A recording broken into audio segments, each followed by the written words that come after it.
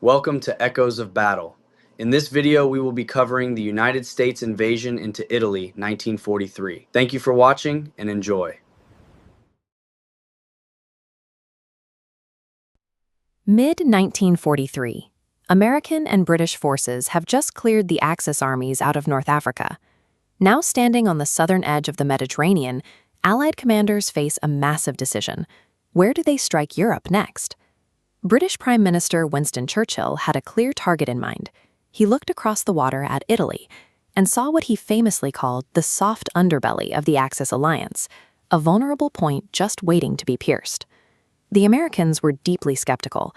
They worried that attacking Italy would suck vital troops and equipment into a secondary theater, delaying the main event they were already planning, a massive cross-channel invasion into France. So, the two sides struck a compromise. Instead of a full-scale invasion of the mainland, the Allies would attack the island of Sicily. The goal was practical: secure the Mediterranean shipping routes, establish air bases, and put direct pressure on Adolf Hitler's southern flank. The Allies planned for Sicily to be a tight, contained operation. Instead, stepping onto that island triggered a massive political earthquake, and that success would lure them directly into the exhausting, multi-year trap they had initially tried so hard to avoid. Operation Husky kicked off in July 1943. It was an enormous amphibious assault, sending thousands of ships and aircraft toward the Sicilian coast. On the water, soldiers battled rough seas, high winds, and fierce surf just to reach the beaches. In the air, the weather wreaked havoc on American paratroopers, scattering them miles away from their assigned drop zones. But this chaos actually worked in their favor. Small, isolated groups of Americans popped up all over the island, completely confusing the Axis defenders about the true size and location of the invasion. Once the beachheads were locked down, the U.S. 7th Army, commanded by General George S. Patton, tore across the island. His forces drove relentlessly west and north, capturing Sicily in just 38 days. The shock of that rapid defeat broke the back of the Italian fascist regime. By July 25th, Benito Mussolini lost his political support and was entirely stripped of power and arrested. On paper, Italy claimed it was still fighting alongside Germany, but behind closed doors, the new Italian government reached out to the Allies and secretly negotiated an armistice, preparing to exit the war entirely. With the Italian government surrendering, Allied planners saw an opening. They assumed an immediate jump to the mainland would meet fractured, demoralized resistance. They were walking straight into an ambush. Hitler saw the betrayal coming. Before the Allies even announced the armistice, Germany moved quickly to disarm the Italian military and aggressively occupy key defensive positions across the country. When American and British troops waded ashore at Salerno on September 9th during Operation Avalanche, many expected a relatively easy landing. The Italian surrender had just been broadcast to the world. They didn't find surrendering Italians. They had a wall of fully prepared German troops under direct orders from Hitler to halt the northern advance right at the beaches. Between September 12th and 14th, the beachhead nearly collapsed. German armored units pierced the gaps between the American and British lines, threatening to split the landing force and drive them right back into the sea. The defense became desperate.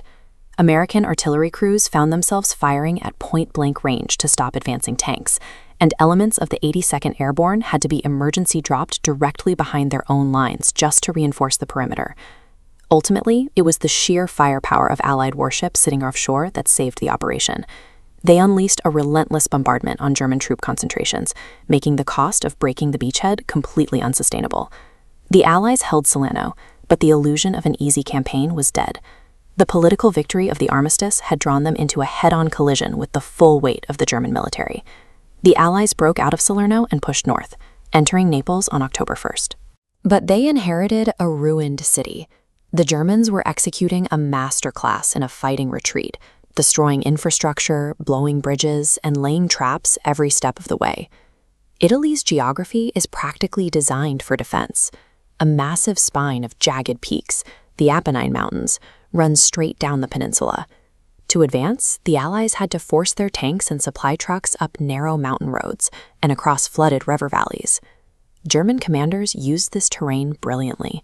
They constructed a series of dense, heavily fortified defensive belts across the country. The most formidable was the Gustav Line, anchored by the ancient mountaintop monastery at Monte Cassino, which forced the Allies into months of horrific, static warfare.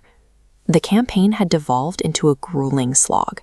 What began as a sweeping amphibious invasion was now a bitter war of attrition against artillery, freezing rain, and towering rock. It took months of bloody assaults and a risky amphibious flanking maneuver at Anzio to finally break the German lines. On June 4, 1944, American troops marched into Rome, capturing the first Axis capital of the war. But that immense achievement was immediately overshadowed.